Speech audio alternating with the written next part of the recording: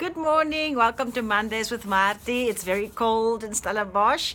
Today I want to talk to you about three things. First thing is dress for success, and then work history, and Monday to Friday. Now, this comes from a speech I gave to Leroy. Leroy is an unemployed youth that I often see walk up and down our street where we live, and I'm really impressed with him because you can see he's out times when other people are not out looking for work, and I hope he finds work. So I thought, well, I'll check a bit on him and make sure that he does the right things that I know he should be doing if he wants to be employed. And I did speak to him recently, and he said yes, he did try and fill in the forms for unemployment so that he can be on the register to be shortlisted for opportunities.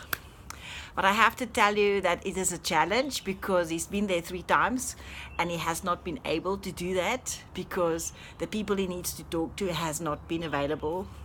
They haven't given him the resources, and he's a bit shy. He doesn't know the people. So first thing I told him is, don't say there's a lady there. You must know what the lady's name is. They must know your name and you must know their name. So that's not even on the 3 list. That's the extra. That's number 4. But yes, so I gave him a bit of a speech of things I think is important. I think the one thing you must remember is either you're the boss or somebody else is your boss, or there's somebody out there that you want them to be your boss in the future because they're going to pay your paycheck. So important thing is to dress for success. So I told Leroy, when you go to fill in the unemployment form, you have to dress the part that you want to have. So, and we made a simple example, and it's not always that simple, but if you dress like a cleaner, you're going to get a cleaner job. If you dress like somebody that works in administration, you're going to get an administration job. If you dress like a nurse, you're going to get a nurse job. So sometimes that's something you have to keep in your mind. So for me, for example, sometimes I will go and do a performance at a school, and they'll say, Marthie, we want you to dress up. So that means 10 o'clock in the morning when I'm giving the grade 7s a speech about success, I have to dress up in my red dress and high heel shoes. But you know what? They're the boss, and that's what I'll do because for them, that's what they want. The boss wants it, the boss gets it. And so sometimes that means for me in the morning, I'll be dressed for a speech on foot care, and I'll be dressed more like formal. And then an hour after that, I have to be dressed high heels and a red dress, 11 o'clock in the morning, singing for 500 people in a big hall with a sound system. And then in the next hour, I have to be dressed to do client care, real down-to-earth nursing with my techies and ready to catch the patient if they fall, because they do sometimes fall. So that's what it means. I have different bosses that pay me and have different expectations, and I have to be ready to do what I need to do to fill in that role and look that they're looking for.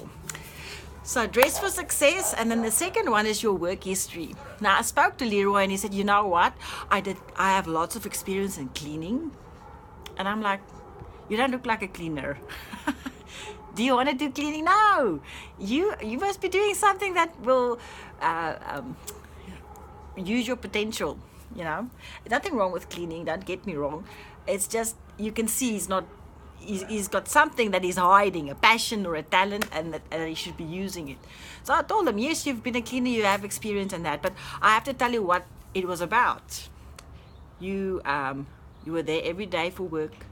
You didn't take sick leave. You were on time. You left on time. You took responsibility. You grew in that responsibility. So sometimes you have to know what you have to measure, what your next boss would want to know. And I think I learned this from Canada, where you would fill in your resume, especially if you're a mother, and now all of a sudden you want to go back into the work field, and it's like, you know, I stayed home for 5 years with my children, and I don't know how to fill that gap. But then you realize, well, you know what, you did time management, you did budgeting, you did people management, you did project management. There's a lot of skills that you can translate those 5 years into that'll make you a valuable asset to any company because it's lessons learned. So yes, you must just decide, if you were the boss, what would you like, and then sell it that way. And then the third thing would be Mondays and Fridays. Now, I told Leroy, if you have to be at work on a Monday morning, you want your taxi to be on time.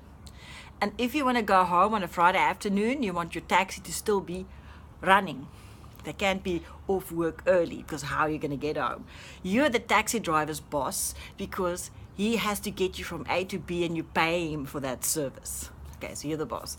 So it's important to know that your boss has the same expectations. They want to get value for what they're paying for. So on a Monday morning, my suggestion is 8 o'clock, go fill in that unemployment form.